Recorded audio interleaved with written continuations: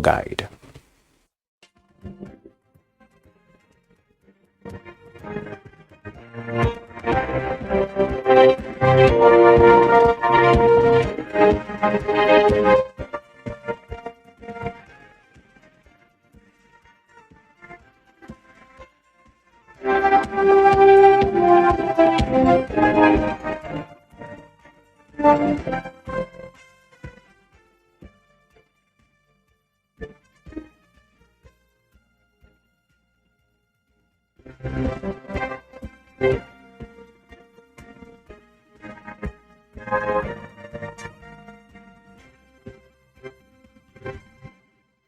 It is that time we bring you up to speed with events and happenings around the world in the world of business. I will start by telling you that the domestic runway of the Murtala Mohammed Airport in Lagos has been reopened earlier today for flight services, 4 months after it was closed down by the Federal Airport Authority of Nigeria to enable the installation of navigational facilities.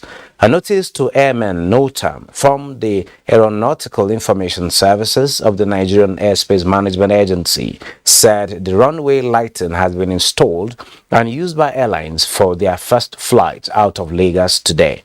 NOTAM stated that FAN completed the runway lighting sometime last week, but the reopening was delayed to ensure that the facility passed a reliability test carried out on it. Before the attack that grounded activities along the Abuja-Kaduna rail corridor, Rigasa train station was an economic hub which provided livelihood for many following the federal government's decision to restart train services along that passage. Achari Maxwell feels the pulse of business operators at the train station and reports that they anxiously await the return.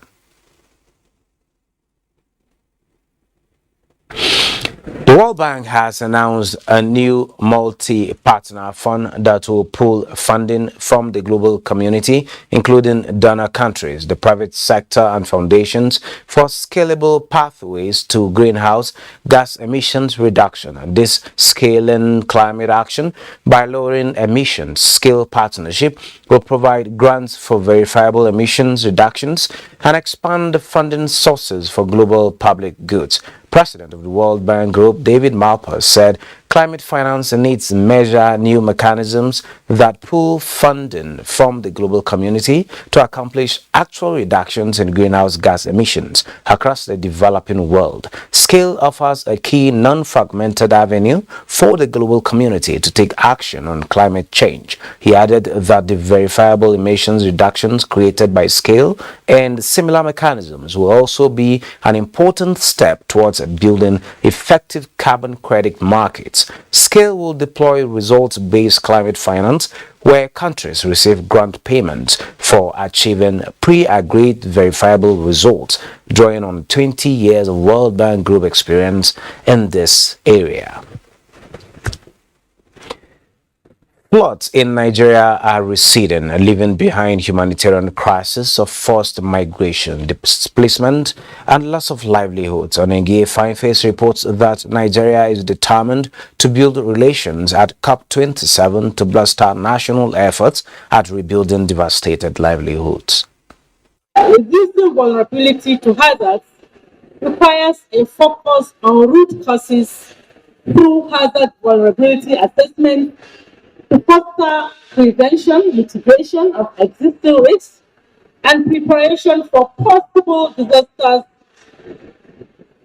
and adaptation to changing climate risks. Nigeria has taken bold steps to develop adaptation communication guided by the NAP Global Network.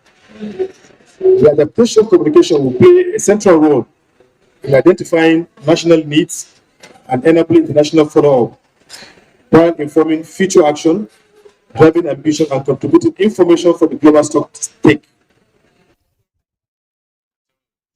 Conversation continues on urgent action to reduce emissions and adapt to a more environmental friendly socio-economic practice at the COP27. Our discussion will be centered on the issues and possible solutions to addressing climate change at the 27th United Nations Climate Change Conference of the Parties taking place in Sharm el-Sheikh, Egypt. And joining me is climate expert Dr. Paul Abolo. Dr. Paul, you're welcome to Business Express. Thank you for having me, Benny. Good having you.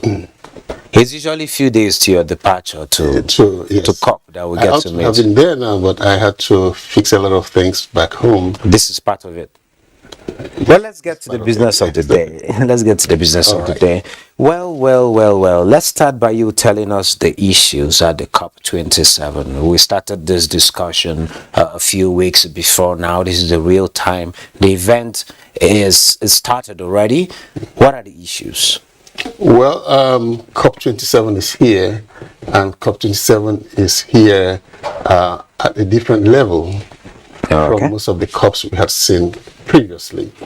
First of all, it feels good that COP27 is on the African continent soil. I saw a logo of the COP, and they had Africa imprinted there, so it made me feel good. More like first in history or in a very long while? Yes, I haven't seen that before. I know we had the COP 2016 in Marrakesh, Morocco, in Africa, but this seems to be so special because there's a heightened awareness. And people are... Is it, sorry to cut you, is it just about the awareness, or there is an undertone to it? The real climate issues, more like, particularly to... as regards energy transition, is about Africa and its readiness. Yes, I wouldn't want to look at it as an undertone. Okay. I will also stand with awareness because since the Paris Agreement in 2015, a lot has happened. So people are becoming more aware, and people are trying to engage now.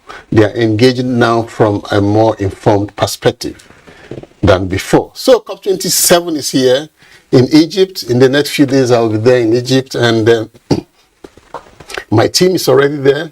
I'm following what is happening there right now, and it's beautiful. So COP27 kicked off with the issue of loss and damage. You know, that's the new thing that came up, and the developing countries are like, you know what? We need to move from charity, all right, to reparations. So we need to move from a level where we need to ask you to help us to solve the climate change problems to a level where you need to take responsibility for climate change problems and provide support for the climate change issue. So the first thing that was discussed was the issue of loss and damage. And in response to that, we found that a few nations are already keying in. Austria keyed in with some donations. New Zealand did same. Belgium and Germany are coming on board. You'll find that it's receiving positive attention. So that keyed in already. Then the second thing that keyed in is what is called the rule book.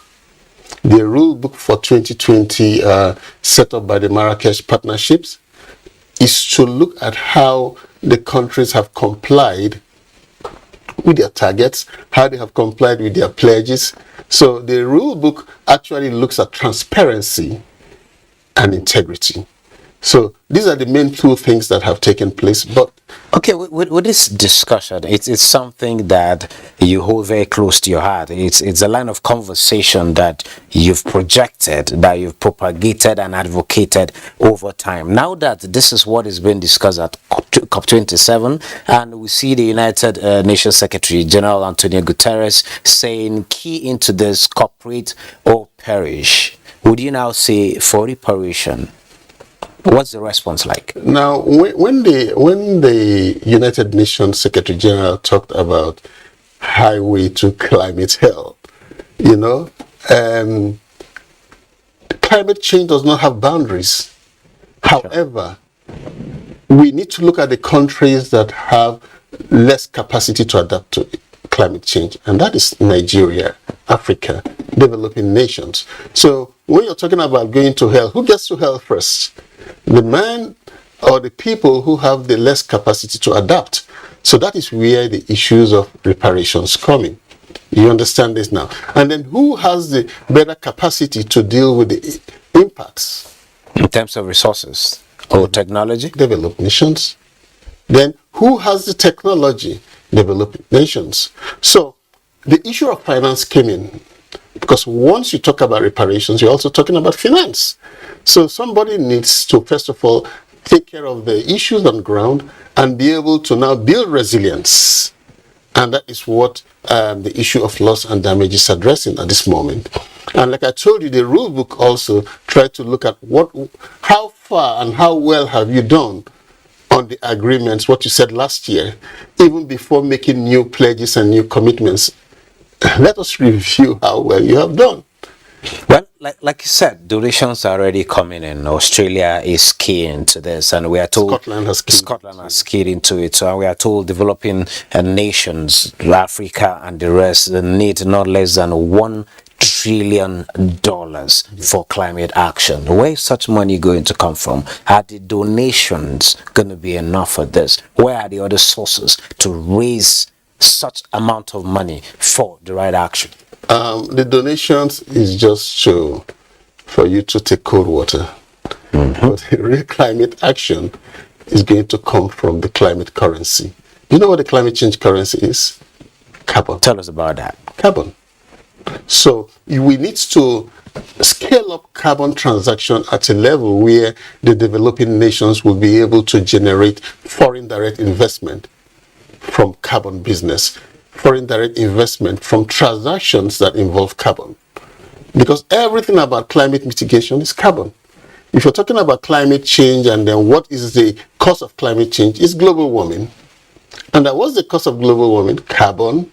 So when you deal with the carbon or you manage the carbon properly, you'll be able to deal with the global warming, the climate change, and the devastating actions that are surrounding climate change. So now there's a carbon trade going on. There's a carbon platform, carbon exchange, carbon offset. Why are we not taking advantage of that? And where is the energy transition we talk about? Where is it in the whole of this mix? Like I told you, almost everything about climate change revolves around carbon.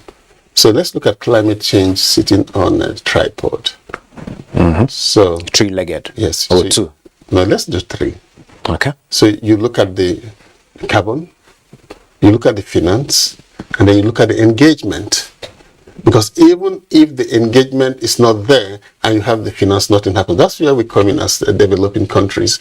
They could make all these pledges and all of that stuff, and even the reparations we're talking about, loss and damage. Nobody's going to hand you over that money. Loss and damage is going to be channeled towards dealing with the issues that came out of climate change.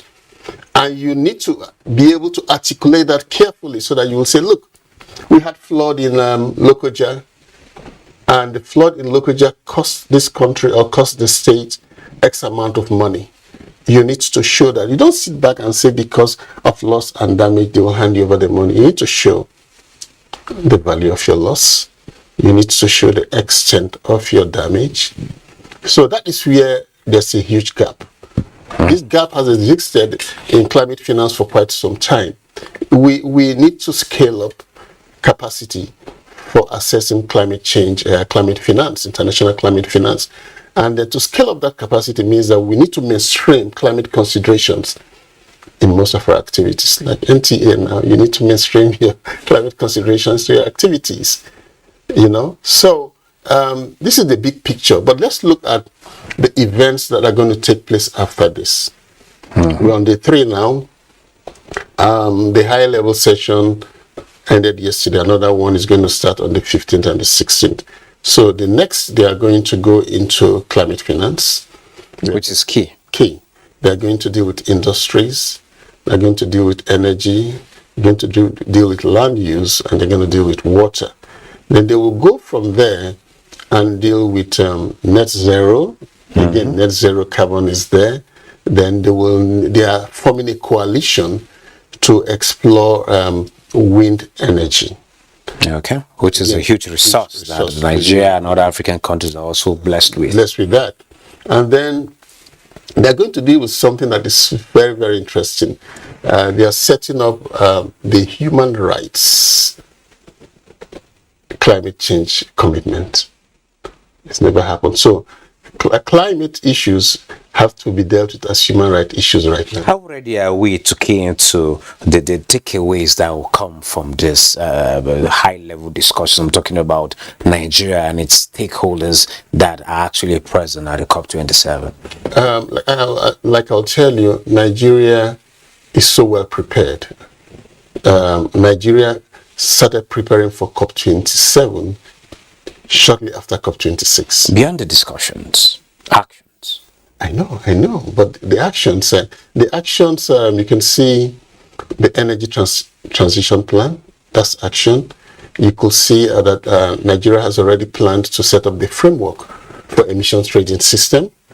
You see our net zero. So those are actions. And those are the actions that we have taken to COP27. And then let's look at these actions first.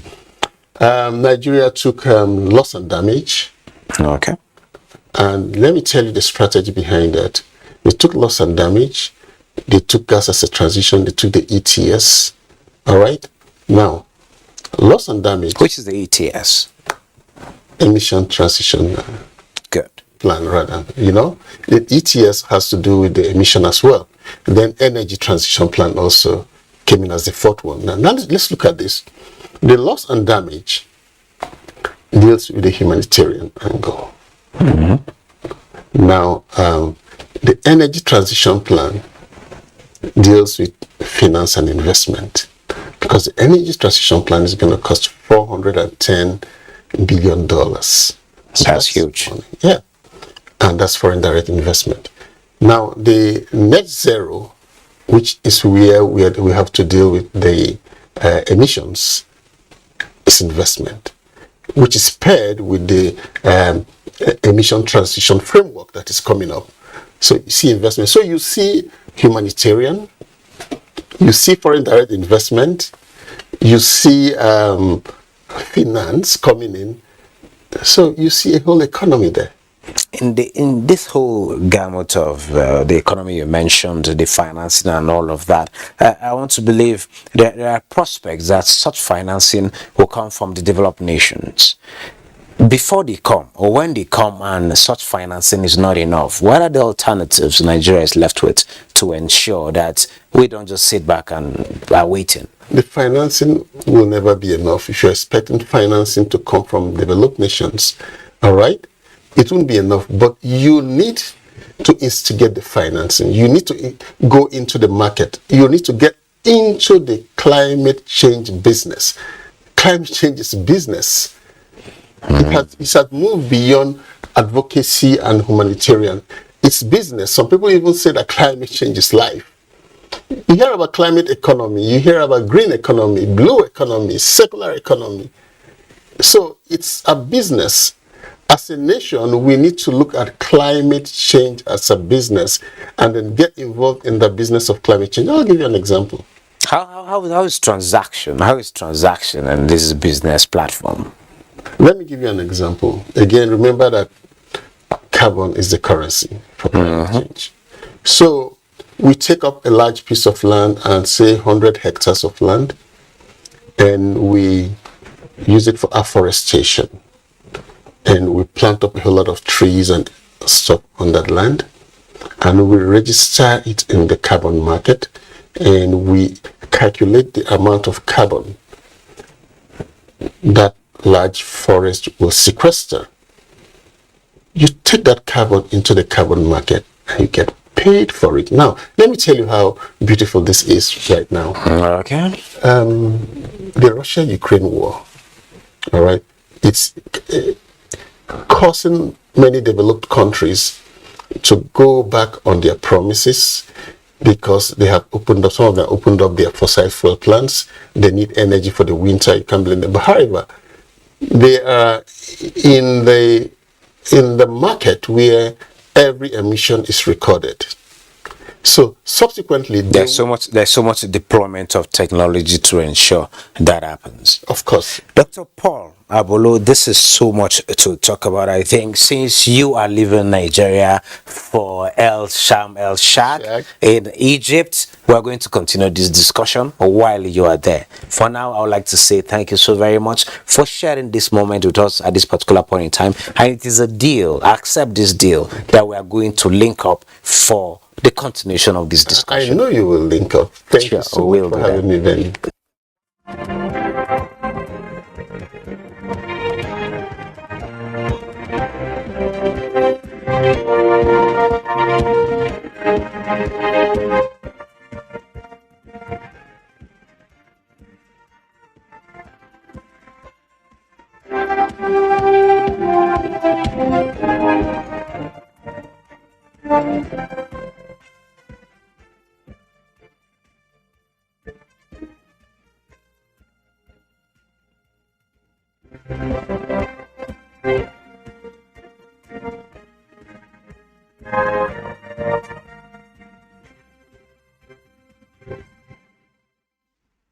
And still on commodities, oil prices picked up on Friday after a milder than expected U.S. inflation data reinforced hopes that Federal Reserve will slow down rate hikes, boosting chances of a soft landing for the world's biggest economy.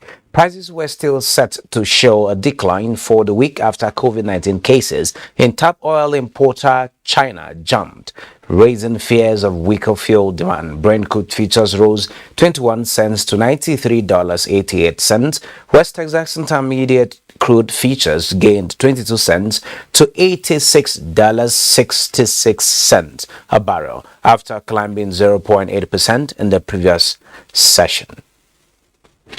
Up next is Global Stocks with Neka Oko. Hello and welcome to the Global Market Review. European stocks were mixed on Friday as global markets remained buoyant after softer than expected US consumer price index reading signaled that inflation may have peaked.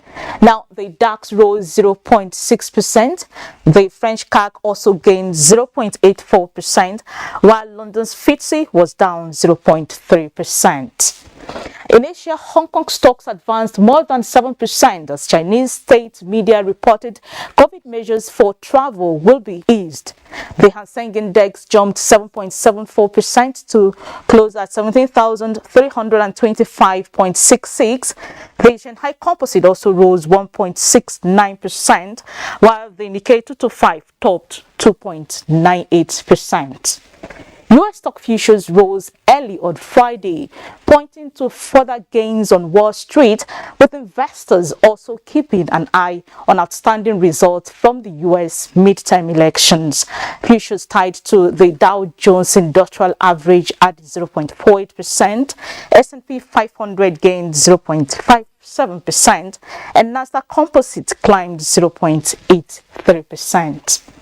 In Africa, the JSE Africa 40 in South Africa jumped more than 4% in early trade, barely a day after the government of South Africa released the terms of two climate loans for a combined 600 million euros from French and German development banks. The Namibia's overall index also rose 0.19%, while Ghana's GSE Composite was marginal. And that's Global Markets Review. I am Neka Oku.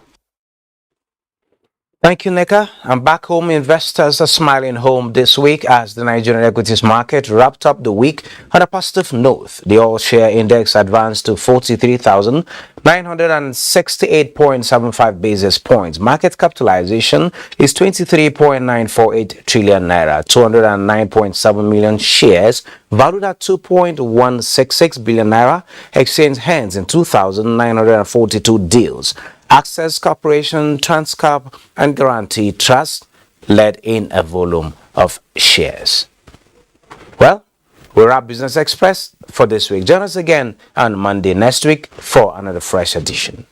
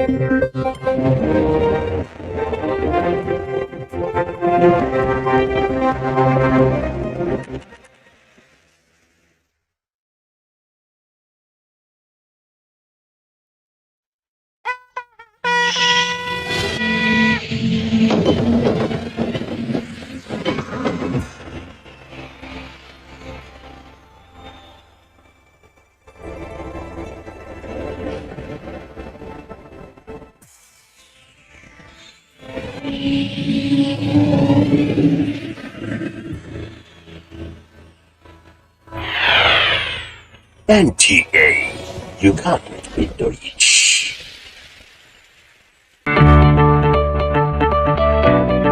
Hello and welcome to another amazing edition of your weekend. I'm telling you, oh, it has to be heat, it has to be steamy, it has to be hot, but we've decided that, somebody has to tell a story that is family oriented. I got you, I to fight you. Welcome to another edition of Talking Movie. Ethan was everyone he ever cared about.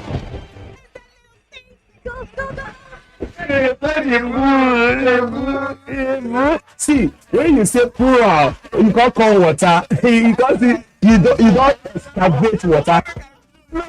This is the #1 program, Gallery.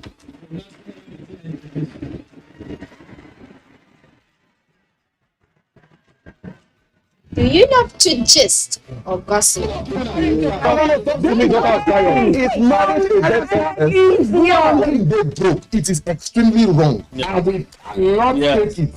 Hello everyone, welcome to another exciting episode of Whip and Grill.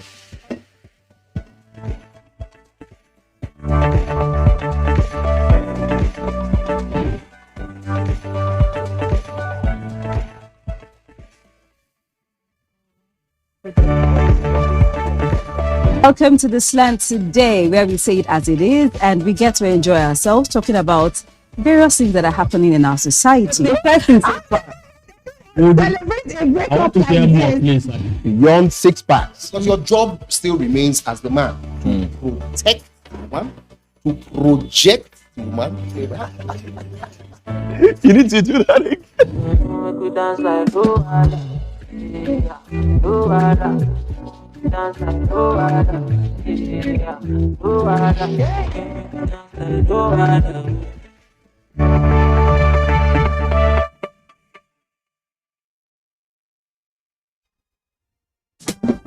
Sir Abubakar Tafawa Balewa, Dr. Nnamdi Azikiwe, Sir Ahmadu Bello, Chief Obafemi Awolowo.